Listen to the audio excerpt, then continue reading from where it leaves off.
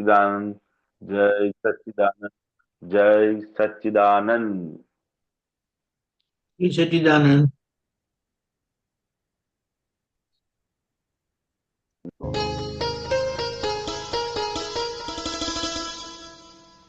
दादा भगवान।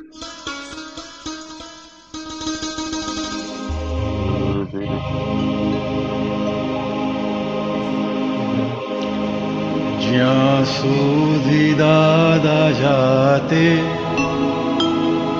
હોય ત્યાં સુધી છે સ્થૂળતે, પ્રત્યક્ષ ન હોય ત્યારે પોતે જવાનું સૂક્ષ્મે, પ્રયોગી ભિન્નતેથી સૂક્ષ્મતર જવું પ્રયોગે, અંતિમ ભૂલ કહી રહી ગોતી સૂક્ષ્મતમ મેં, પરમાત્મ યોગ મળ્યો તેમાં થવાનું સ્થિરે, ગમે તે ભોગે રહેવું છે જ્ઞાનમાં સ્વધ્યેયે,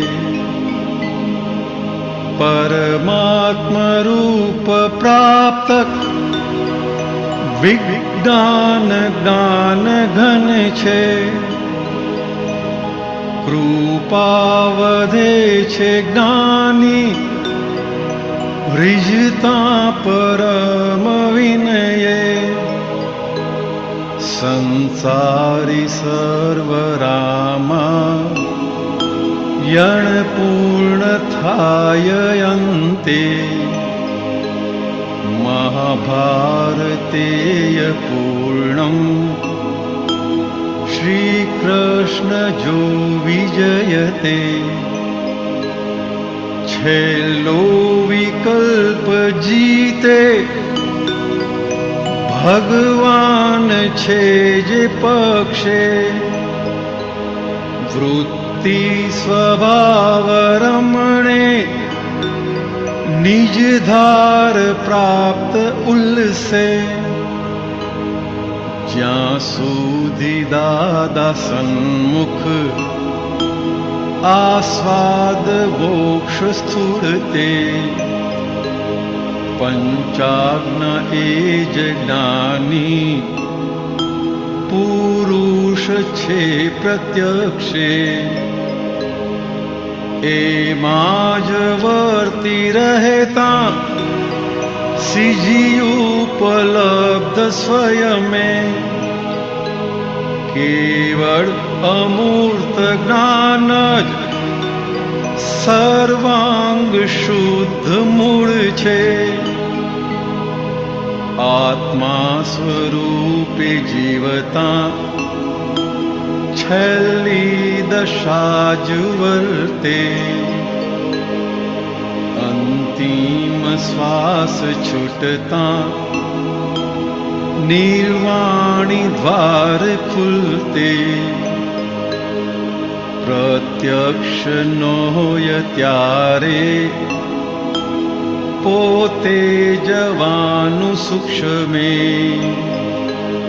અંતિમ ભૂલ કહી રહી ગોતી દો સૂક્ષ્મતમ મેં. સચ્ચિદાનંદ. જય સચ્ચિદાનંદ. આપણે એમ કહીએ ને, પપ્પા મમ્મી હાજર હોય ત્યારે એમની છત્રછાયામાં આપણે સુરક્ષિત હોઈએ છીએ, પણ જ્યારે પપ્પા મમ્મી હોતા નથી ત્યારે બધી જવાબદારી આપણા પોતાના માથા પર આવી જાય છે. એક્ઝેક્ટલી એવી રીતે દાદા દેહ કરીને નથી, પણ એ જે આખું વિજ્ઞાન મૂકી ગયા છે ને સૌથી મોટું અંદર પ્રજ્ઞા શક્તિ જે ખુલ્લી કરીને ગયા છે ને, હવે એ પ્રજ્ઞા શક્તિ એ આપણા દાદા છે, એ આપણે પોતે છે. એટલે પ્રજ્ઞા શક્તિના કયા મુજબ દેખાડ્યા મુજબ આપણે જોતા જઈશું તેમ આપણે જ્ઞાન સ્વરૂપે સ્થિર થતા જઈશું. એટલે હમણાં ક્રિયા સ્વરૂપે વ્યસ્ત રહેતા હોય છે, આ કરવાનું છે, તે કરવાનું છે. હવે જેમ જેમ ક્રિયામાંથી નિવૃત્તિ થતી જાય, નિવૃત્તિ એટલે ક્રિયાના કરવાપણામાંથી, ક્રિયામાંથી નિવૃત્તિ નથી લેવાની. ક્રિયા તો પૂતગલની ક્રિયા થયા જ કરશે, પણ બોજો ક્રિયાના કર્તા ભાવનો બોજો છે. આપણને બતાડી દીધું કે વ્યવસ્થિત શક્તિ કરતા છે, તો એના આધારે આપણું ક્રિયાના કરવાપણામાંથી આપણને પ્રિન્સિપલી છોડાવી દીધા છે. પણ હજી વ્યવહારથી અંદર એવું રહ્યા કરે છે. અને સૌથી મોટો જો આજે અસર હોય તો એ ભોગવટાની છે. એટલે કે આજે ભોગવટો આવે છે, એ ભોગવટો અસર કરીને જાય છે. ભોગવટો છે નામધારી ને, નામધારી નો, નામધારી માં, અને છતાં અસર થાય છે. કેમ? તો કે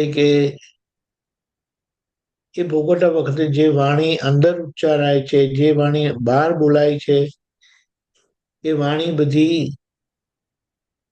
ભોગવનારો એટલે ભોગવટો કરાવ્યો કે ભોગવટો મને આવ્યો કરીને આવે. મને ના ગમ્યું, મને ગમ્યું, મને ફાવ્યું, મને ના ફાવ્યું, મને ચાલશે, મને નહીં ચાલશે, આ બધું જે મને મને મને કરીને જે થાય છે ને, ત્યાં આપણે જાગ્રત રહેવાનું છે. કારણ કે એ વાણી અજ્ઞાનમાં રેકોર્ડ થયેલી છે.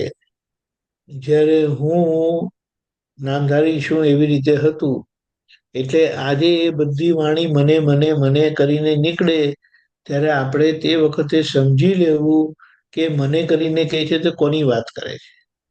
હવે આ આપણે જાગૃતપણે રહીને એને ભેદ વિજ્ઞાનથી, એટલે કે મારું સ્વરૂપ, હું શુદ્ધાત્મા છું, કેવળ જોવા સ્વરૂપે હું છું, અને આ નામધારીનું સ્વરૂપ જે છે તે ક્રિયાવાળું છે. અને ક્રિયા તો કરવાનો છે જ, કરનારા, પણ એની પાસે જે ભોગવટો આવે છે ને, ભોગવટો જ્યારે ભોગવાતો હોય છે ત્યારે આ વાણીનો પ્રયોગ થતો હોય છે. તે આગળના પ્રયોગનું પરિણામ છે, અજ્ઞાન પ્રયોગનું પરિણામ છે, જે આજે પ્લે આઉટ થાય છે, વાગે છે. તો ત્યાં આપણે સમજી લઈએ કે એ કોનું બોલે છે, કોના માટે બોલે છે, અને હું કોણ છું. તો એ રીતે એટલે કીધું આ પ્રયોગી ભિન્ન છે, તેથી સૂક્ષ્મતર જેવું પ્રયોગે. એટલે આ વાણીની પાછળની સમજણ, વાણી તો બોલાય છે, પણ એ જ્યારે મને કહે છે ત્યારે આપણે એ કોની વાત કરે છે સમજી લેતા, આ એનું છે કરીને સમજી લઈએ. તો આજે અહીંયા કીધું અંતિમ ભૂલ કહી રહી કોતીલો સૂક્ષ્મતમ મેં, એ પોતાપણું પણ વાણી દ્વારા જ વ્યક્ત થાય છે. મને મને કરીને જે થાય છે, હવે એને બહુ જબરજસ્ત આપણને આ ભૂમિકા મળી છે કે એ ભજવી જાણવાની છે. અને જેમ જેમ ભજવતા જઈશું તેમ આપણે જ્ઞાન સ્વરૂપે ખુલ્લા થતા જઈશું, જ્ઞાન સ્વરૂપે જીવતા જઈશું, અને જ્ઞાન સ્વરૂપનો આખો અનુભવ ખુલ્લો થતો જશે. પછી એની સ્પષ્ટતા કરતા કીધું છે, આ સીધો પરમાત્મા યોગ મળ્યો છે, અને ગમે તે થાય, આ પૂતગલનું જે થવાનું હોય તે થાય. આપણે ક્રિયામાં માથું મારવું નહીં, કોઈની ક્રિયામાં પડવું નહીં, અને બને તેને જ જોયા કરવું. એ આખો એ જોવાનો પ્રયોગ આપણને હાથમાં આપી દીધો છે. તો આખો દિવસ આપણે જોવા સ્વરૂપે રહીએ, તેમ તેમ આપણે દાદા સ્વરૂપ થતા જઈએ. આખું પદ તો જબરજસ્ત છે, પણ પહેલેથી છેલ્લે સુધીની ભૂમિકા આપણને આખી આપી દીધી છે. આખો પ્રયોગ, નવો જ્ઞાન સ્વરૂપનો પ્રયોગ આપણા હાથમાં આવેલો છે. એટલે હવે એ પ્રયોગ કયો છે તો કે જોવાનો પ્રયોગ. જોવાના પ્રયોગમાં આપણને પૂતગલ સમજાતું જશે, દેખાતું જશે, ઓળખાતું જશે કે એ મારું સ્વરૂપ નથી. એટલે એમ કરતા કરતા આપણા જ અંદરના દાદા ભગવાનની કૃપા આપણે પોતાના પર ઉતારીએ છીએ અને તે સ્વરૂપ થતા જ એટલે કે કૃપા વધે છે જ્ઞાની રીઝતા પરમ વિનય.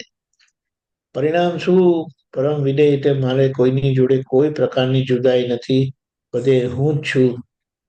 એટલે સંસારની રામાયણ હોય કે મહાભારત હોય, કૃષ્ણ ભગવાન અને રામ ભગવાન જેમના પક્ષમાં છે એમની વિજય નિશ્ચિત છે અને આપણી વિજય કોઈને હરાવતું નથી.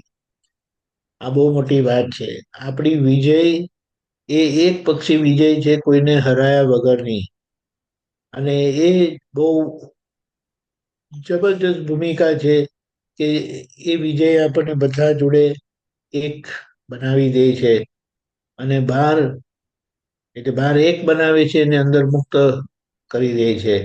સંપૂર્ણ વિતરાગતા, અસંગતા, નિર્લેપતા, જે ટંકોતકીનો સ્વભાવ છે તે સ્પષ્ટપણે અનુભવમાં આવશે.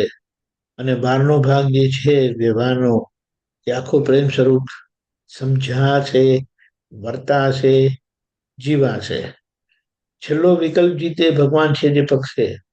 આ છેલ્લો વિકલ્પ છે ને એ મારાપણાનો છે. આઈ માઇનસ માઈસ પરમાત્મા અને આ આઈ પ્લસ માય ઇઝ મહાત્મા. એટલે મારાપણા સાથે મહાત્મા છે, મારાપણા વગરનું જે ભૂમિકા છે તે પરમાત્માની છે. ત્યારે આપણી બધી વૃત્તિઓ સ્વભાવ તરફ રહે છે એટલે કે નહીં રહે. અને એનું પરિણામ શું? હમણાં ઉલ્લાસ રહે છે, ચહેરા પર બી ઘણો ફરક પડેલો છે.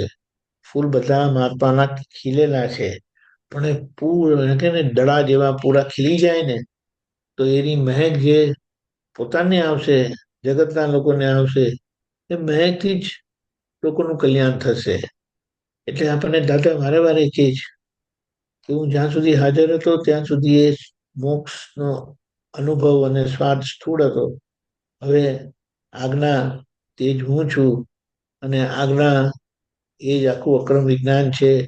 આખા અક્રમ વિજ્ઞાન, આધ્યાત્મ વિજ્ઞાન, વિતરાગ વિજ્ઞાનનો નિચોડ 5 આજ્ઞામાં આપેલો છે કે જે વ્યવહારમાં, જે આજ્ઞામાં રહેતા વ્યવહાર જ હોવા છતાં, એટલે વ્યવહારાત્મક જ હોય છે, તે વ્યવહાર હોવા છતાં નિશ્ચયનું પ્રમાણ આપશે, નિશ્ચય પ્રાપ્તિનું પ્રમાણ આપશે, નિશ્ચયની અનુભૂતિનું પ્રમાણ આપશે. બહુ જબરજસ્ત છે. એટલે એમને કહે કે એમને એમ રહેતા આ બધું સ્વસ્વરૂપે થતા છેલ્લા કેવળ જ્ઞાન જ, કેવળ અમૂર્ત જ્ઞાન જ સર્વાંગ શુદ્ધ મૂળ છે. છેલ્લા તો આપણે નિર્વાણની વાત કરી છે. એટલે આ બધા પરિણામ સ્વાભાવિક આવશે, પણ આપણો પુરુષાર્થ, આજ્ઞાની સમજણ, વિજ્ઞાન, દાદાએ કીધું કે આખું અક્રમ વિજ્ઞાન, આમ ઇંગ્લિશમાં કહેવાય છે ટીપ ઓફ યોર ટંગ જોઈશે. એટલે એટ એ ટાઈમ બધા જ પરિણામ આપણને સ્પષ્ટપણે સમજાય. એટલી બધી અંદરની શુદ્ધાત્માની દર્શન શક્તિ છે કે 360 ડિગ્રી એ ફરી વળે અને કોઈ બી અવસ્થામાં કોઈ પણ પરિણામ તમને હલાવે નહીં, આપણને હલાવે નહીં એવી ભૂમિકા આપેલી છે. સમજવાનો જરૂર અને એ જોવાથી સમજાશે. જય સચ્ચિદાનંદ.